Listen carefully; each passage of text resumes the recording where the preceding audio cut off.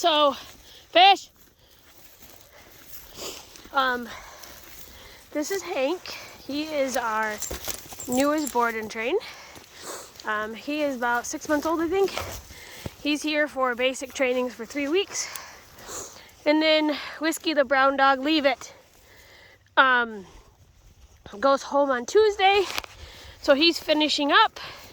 So the one thing I wanted to share on this video is that too many people are getting wound up into, far enough fish, into teaching their dogs quote unquote sexy stuff. Shake and sit or down, or I call sitting down sexy things, but sit and shake and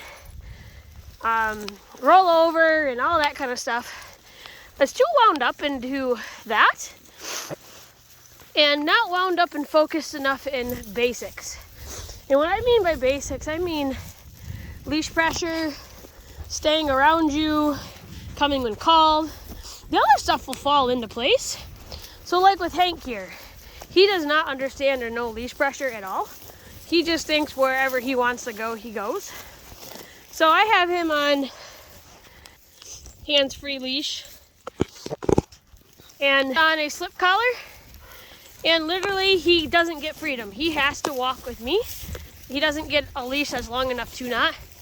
And then Whiskey here is learning boundaries, staying within his bubble. Leave it. No. Leave it. Come on. Let's go. Come on. You big oaf. Come on. Let's go. Whiskey, come. He's learning boundaries. I don't let him roam as far as what I let my girls go. So he's learning that when I say far enough, he doesn't get to chase them. So every time he does that, I turn and go the other way.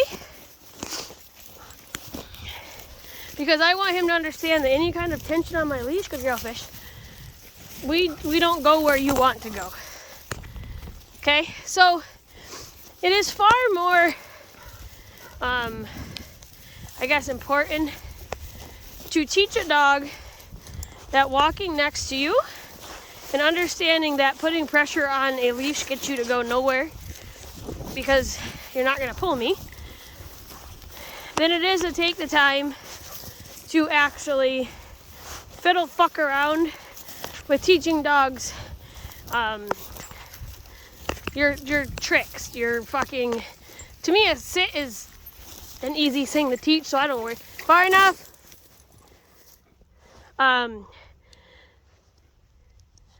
Good girl. So I don't worry about that stuff, but not pulling on a leash, hanging around you, she's taught to hear when she hears a tone on the collar to come back, or she's gone far enough. He's working on it. I haven't done the tone yet with him. Far enough. So right now, come. He needs to understand when I tap his collar, you come back. Good boy. Come. Whiskey. Sit. Sit. Good. All right, let's go play. Come on. Whiskey, come. And I've been taking him out every day. So my girl's gonna go out. I'll tone her. All I did was give her the beep. Good job. And they'll come back. So teaching a dog this stuff, whether it's on a leash or on an e-collar or not,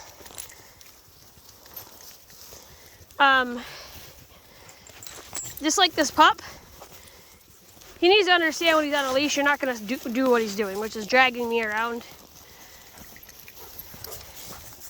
No. And chasing these guys. He's going to walk correctly next to me.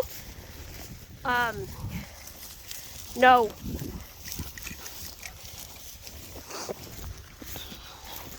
Because he's not off leash. He wasn't given permission to do that.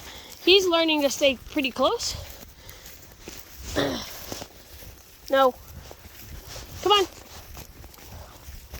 Okay.